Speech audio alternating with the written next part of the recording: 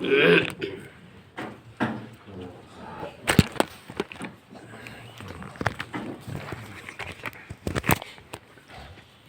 باللہ من الشیطان الرجیم، بسم اللہ الرحمن الرحیم۔ تلفح وجوہہم النار وہم فیہا کالحون، الم تکن آیاتی تتلی علیکم فکنتم بہا تکذبون، قالوا ربنا غلبت علینا شقوتنا وکننا قوما ضالین، ربنا اخرجنا منہا فإن عدنا فإنا ظالمون، قال اخسؤوا فيها ولا تكلمون إنه كان فريق من عبادي يقولون ربنا آمنا فاغفر لنا وارحمنا وأنت خير الراحمين فاتخذتموهم سخريا حتى أنسوكم ذكري وكنتم منهم تضحكون إني جزيتهم اليوم بما صبروا أنهم هم الفائزون۔ صدق اللہ مولانا العظیم۔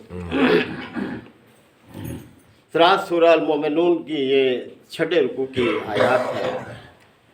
یاد رہے کہ سورہ المومنون مکی سورہ مبارکہ ہے اور نبی کریم صلی اللہ علیہ وسلم کے مکی دور کے وسطی حصے سے تعلق رکھتی ہے، یعنی آپ علیہ الصلوۃ والسلام کو اللہ کے دین کی اشاعت کرتے ہوئے تقریباً 6 سال گزر چکے تھے۔ اس سورہ مبارکہ میں 2 بڑے عقائد کی طرف زور دیا گیا ہے اور بڑے اہم ہیں، انسانی زندگی پر اس کے بہت گہرے اثرات ہیں۔ ایک عقیدہ توحید اور دوسرا بعث بعد الموت، یعنی مرنے کے بعد پھر دوبارہ اٹھنے کا عقیدہ۔ یہ دونوں عقائد ایسے کہ جن کی مسلسل مخالفت کر رہے تھے مکہ کے لوگ، ماننے کے لیے تیار نہیں تھے۔ خانہ کعبہ کے جو حضرت ابراہیم علیہ السلام کے وقت سے اپنی نسبت بھی اس کے ساتھ قائم کرتے تھے یہ مشرکین مکہ، لیکن اس میں کتنے بت انہوں نے رکھے ہوئے تھے جن کی وہ سیوا کرتے تھے، ان کے آگے نظر و نیاز رکھتے تھے، اپنی حاجات ان کے سامنے پیش کرتے تھے اور ان کے ساتھ بڑی عقیدت تھی، ان کو چھوڑنے کے لیے تیار نہیں تھے، تو توحید کو قبول کرنے کے لیے تیار نہیں تھے، اور پھر یہ بھی کہ ہم دوبارہ نہیں پیدا ہوں گے۔ کہتے تھے کہ ان ہی الا حیاتنا الدنیا، زندگی تو بس یہی ہے جو دنیا کی زندگی ہے۔ دنیا دنو سے بنا ہے جس کا مطلب ہوتا ہے قریب، تو یہ زندگی جو ہمیں قریب کی ملی ہوئی ہے اس کو ہم دنیا کہتے ہیں۔ اس کو تو کہتے تھے کہ ان ہی الا حیاتنا الدنیا، زندگی بس یہی تک ہے جو دنیا کی زندگی ہے۔ نموت و نحیا، جینا مرنا بس یہیں تک کا ہے۔ وما نحن بمبعوثین، اور ہم دوبارہ اٹھنے والے ہرگز نہیں ہیں۔ تو بھلا وہ قوم کیسے پھر آخرت کی تیاری کرے گی جو آخرت کو مانتی نہیں ہے؟ اور دنیا میں بھیجنے کا تو مقصد ہی یہی ہے اللہ تعالیٰ کا کہ لوگ آخرت کی تیاری کریں۔ یہاں آخرت کی تیاری کے لیے بھیجا گیا۔ اب اگر آخرت نہ ہو تو پھر دنیا کا کیا فائدہ ہے؟ پھر تو یہ دنیا کا پیدا کرنا بھی بے مقصد ہو جائے گا، اور اللہ تعالیٰ کا کوئی کام بے مقصد نہیں ہے، ہر چیز کا کوئی نہ کوئی مقصد ہے اور بڑی حکمت کے تحت ہے۔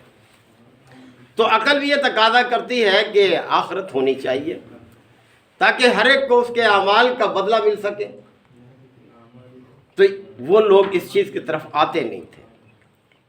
آخرت اسی طرح سے حق ہے جیسے یہ دنیا حق ہے، ہم اپنی آنکھوں سے دیکھ رہے ہیں۔ ابھی امام صاحب یہی تلاوت فرما رہے تھے آخرت کے حوالے سے۔ پہلے رکعت میں سورہ القیامہ اور دوسری رکعت میں سورہ الانفطار، کہ جس میں ساری قیامت کی ہی تفصیل ہے آخرت کی۔ تو آخرت کو نہ ماننے والا، اس کی دنیا کی زندگی کیسی ہوگی؟ وہ تو شتر بے مہار کی طرح سے ہوگی۔ تو اللہ تعالیٰ نے بار بار متوجہ کیا ہے، اور نبی کریم صلی اللہ علیہ وسلم کا سارا زور اسی طرف ہے۔ اور مکی آیات جو ہیں، مکی صورتیں جو ہیں، ان کا مزاج بھی یہی ہے کہ وہ توحید اور آخرت کی طرف زیادہ زور دیتی ہیں، اس عقیدے کو زیادہ مضبوط کرتی ہیں۔ تو اللہ تعالیٰ نے دیکھا یہاں خبردار کیا ہے کہ آخرت کو نہ ماننے والوں کا انجام کیا ہوگا۔ اس مہلت سے فائدہ اٹھاؤ، یہ جو دنیا میں تمہیں مہلت عمل دی گئی ہے اس سے فائدہ اٹھاؤ، ایک ایک لمحہ اس کا بڑا قیمتی ہے۔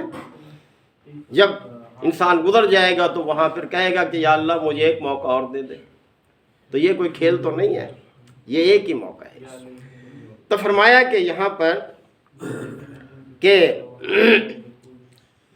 تلفہ وجوہہم النار، آگ جو ہے ان کے چہروں کا گوشت جو ہے وہ چاٹ جائے گی۔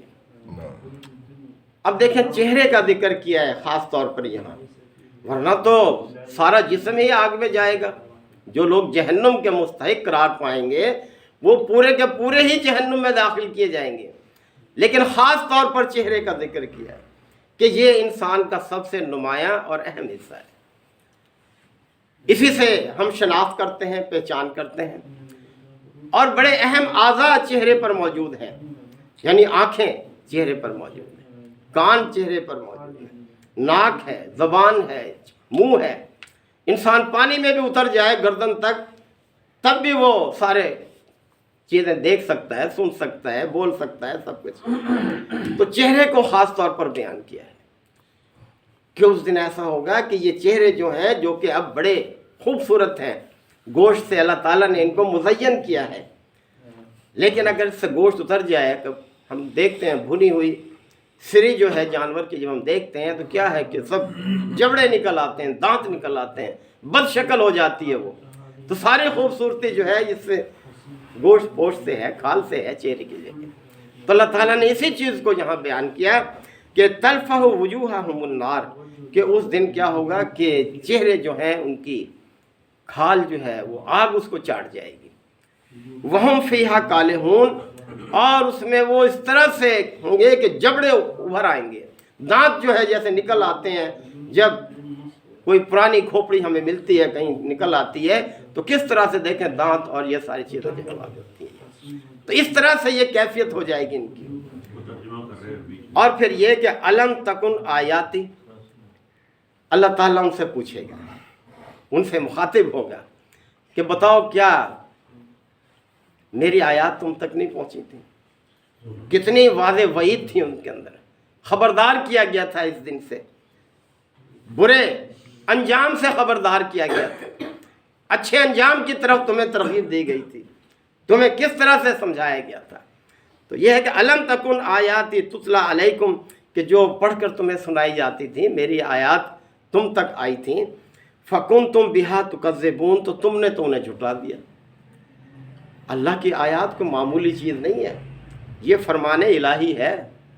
ایک ڈپٹی کمشنر کا نوٹیفیکیشن آ جائے تو ماتحت کس طرح سے اس کی پابندی کرتے ہیں، اور اس کو وہ اہمیت نہیں دی تم نے کہ الا لہ الخلق والامر، خبردار مخلوق اس کی ہے لہذا حکم بھی اسی کا چلے گا۔ تم نے تو بغاوت کی، تم نے تو سرکشی کی۔ وہ ہے نا سورہ بقرہ میں آتا ہے وَإِذَا قِيلَ لَهُمُ اتَّبِعُوا مَا أَنزَلَ اللَّهُ، کہ جب انہیں کہا جاتا تھا کہ بھئی اس چیز کی پیروی کرو جو اللہ نے نازل کی ہے، تو وہ کہتے قَالُوا بَلْ نَتَّبِعُ مَا أَلْفَيْنَا عَلَيْهِ آبَاءَنَا، ہم تو اس چیز کی پیروی کریں گے جس پر ہم نے اپنے آباء و اجداد کو پایا۔ بھئی آباء و اجداد کو سند ہے، اللہ تعالیٰ نے فرمایا کہ اولو کانا آباہم لا یاقلون شیئا ولا یہتدون، کیا اس صورت میں بھی آباء و اجداد کو پوچھتے رہیں گے کہ نہ تو انہوں نے کسی ہدایت کو اختیار کیا ہو اور نہ کسی عقل سے کام لیا ہو؟ کیا ہے حیثیت ایسے آباء و اجداد کی؟ یعنی اپنے آباء و اجداد کی اندھی تقلید کو وہ اتنی اہمیت دے رہے تھے کہ اللہ کی ہدایت کو پس پش ڈال رہے تھے، اس کو کوئی اہمیت نہیں تھی۔ تو اللہ تعالیٰ ان سے یہی فرمائے گا کہ دیکھو کیا تمہارے سامنے میری آیات جو ہے وہ پڑھ کر نہیں سنائی جاتی تھی، اور تم جو ہے ان کو جھٹلانے کے در پہ ہو گئے، ان کو درخور اتنا ہی نہ سمجھا۔ سورہ حامیم سجدہ میں اللہ تعالیٰ نے اپنی اس نصیحت سے منہ موڑنے کا انجام دنیا اور آخرت دونوں میں بیان کیا ہے۔ فرمایا گیا کہ ومن اعرض عن ذکری، جس نے میری اس نصیحت سے منہ موڑا، फ़इन्न लहू मईशतन ज़ंका, उसकी दुनिया की कैफियत जो है, दुनिया के हालात तंग होकर रह जाएंगे। वो कारून का ख़जाना भी रखता होगा तो फिर भी बेचैन होगा। इस तरह से उसके ना अपने घर में महफूज, ना अपने बाज़ारों में महफूज, ना अपने दफ्तरों में महफूज, ना अपनी इबादतगाहों में महफूज होंगे। ये अंजाम होगा। वमन आरज़ा अन ज़िक्री फ़इन्न लहू मईशतन ज़ंका, दुनिया के अंदर ये कैफियत होगी। व नहशुरहु यौमल क़ियामत आमा, और क़ियामत के दिन हम उन्हें अंधा करके उठाएंगे, यानी वहाँ ये कैफियत होगी उनकी। क़ाला रब्बी लिमा हशरतनी आमा, वो कहेगा कि परवरदिगार तूने मुझे अंधा करके क्यों उठाया। वक़द कुन्तु बसीरा, जबकि मेरी तो आँखें थीं। तो अल्लाह ताला जवाब में फरमाएगा कज़ालिका आतत का आयातुना, ज़रा याद कर कि तेरे पास इस तरह मेरी आयात आई थी। फ़नसीतहा, तूने उनको भुलाया, उनको दरखोरे इतना ही नहीं समझा। व कज़ालिकल यौम तुनसा, लिहाजा आज तुझे भी इसी तरह भुलाया जा रहा है। अगर तूने मेरी आयात को पेश नज़र रखा होता, उनको समझा होता, उन पर अमल किया होता, तो आज तेरा ये अंजाम ना होता, आज तो अंधा ना उठाया जाता, आज दुनिया से ज़्यादा तो बीना होता। तो मोहतरम भाइयों, ये चीज़ खबरदार कर रही है। देखें